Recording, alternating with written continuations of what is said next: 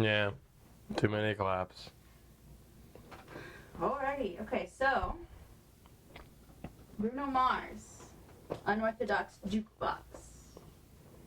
What are your thoughts on that album? Yo, that's just banging from like song one to song last song. Um, the whole thing is great. Just so it's an album you can just press play and let it ride. Yeah. Yeah, right. What? Yeah, you can do that. You let it ride. I thought it was gonna be not as good as the first one. What was the first one called? Hooligans and Doo-Wop, Doo-Wop and Hooligans? I don't remember. I don't know. I forgot what it's called. They had Talking to the Moon on it. But it ends up being the second album is actually better, which is rare because most people think you have a sophomore slump and your second albums are not as good. But that one, from the first song to the last song, is great. There's some standouts everywhere, but So what are the standouts? all of them. That's the problem. Every single song is a standout. There isn't one song that I'm like, nah. It just depends if it's morning or nighttime, or if it's the weekend or the weekday, or if you're happy or sad, or if you're tired or energetic. It really depends on that. But there's not a song there that you would just be like, no, I don't want to hear this. So there's a song for everything, every mood. Yeah, from what I understand, that the record label didn't even want to put it out. They said the album was too diverse and that it wasn't gonna sell because of how diverse it was, and they were super wrong. Yeah, because each song has like kind of different feel from a different genre. Almost some reggae.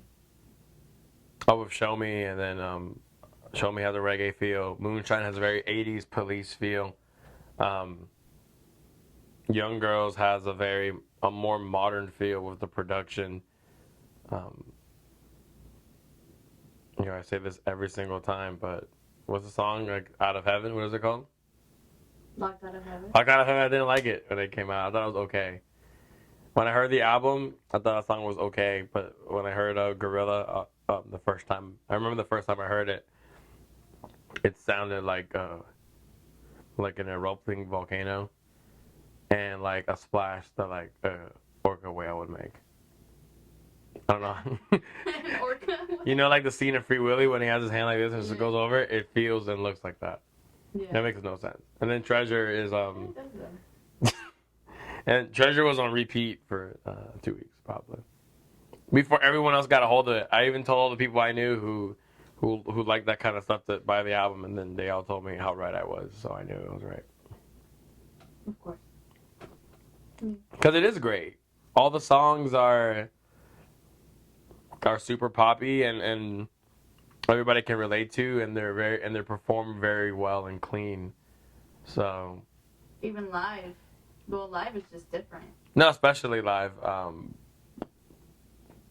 The only songs that don't really translate live for him are I can't think of one. He does everything really well live. Even like songs like Grenade, he redid live. I think all the songs are amazing, and that's really such a generic thing to say nowadays, but they're all I think amazing. He is like a classic showman and entertainer live, which I don't know if you think this kind of shows through his music on the album. No, I think he has to make a conscious decision to do what he wants, because in the pop world where everything basically sounds the same, he doesn't. Like he crafted his own niche, kind of how like Maroon 5 did in the early 2000s.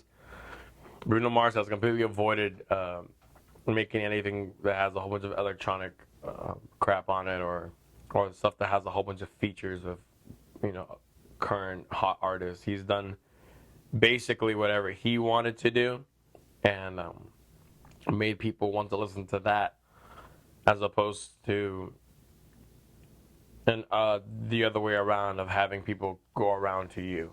So I feel that he's not doing collaborations with other people and doing this. He knows what he wants to do, and he's just sticking to his guns, and that shows a lot more fortitude than having these radio pop hits that are 5 artists you already like, and you're kind of forced to like the song because you like. Let's say if you don't like 3 of those artists, you might like 2, and you'll listen to it because of those 2.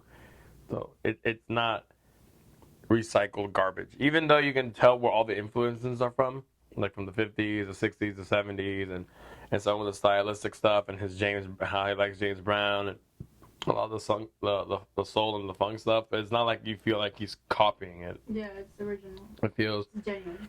much more authentic and genuine than like, I don't feel a record label came up with this idea to do this. It doesn't feel that way. You see videos of him when he was like 2 or 3 years old, like doing Elvis impressions. Yeah. So I don't really think that this is a contrived attempt to sell records and singles. I just think it's genuine, and he's actually that good at what he does. Yeah. So off Unorthodox Jukebox, some album. If you could pick a favorite song or a song that you listen to the most, what was it? What would it be? I think that changed per hour. Just rotated throughout the. I mean, Treasure, Moonshine, Gorilla, When I Was Your Man, and what was the last track? If I Knew. Oh. Like, how do you pick one? Seriously, how do you pick one? Okay. So, inversely, do you think there's a song that kind of doesn't necessarily fit into the album that could be removed?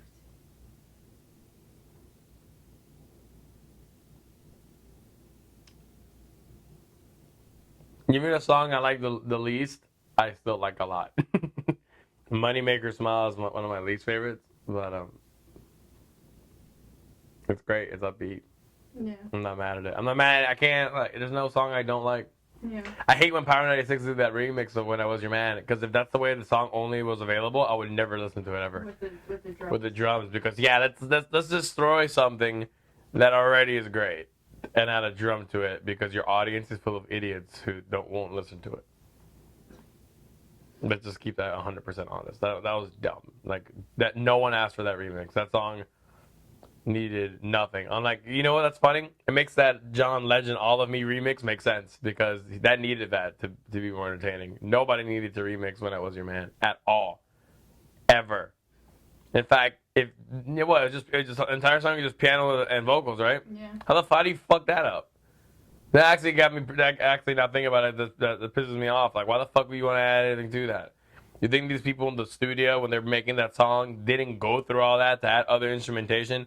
And they're like, wow, this song is so great, let's just only do piano and vocals. Because it's simple and it gets the point across. No, let's do remixes, because no one wants to hear your shitty creativity over good music. Yeah. I'm done. That's it. Yeah.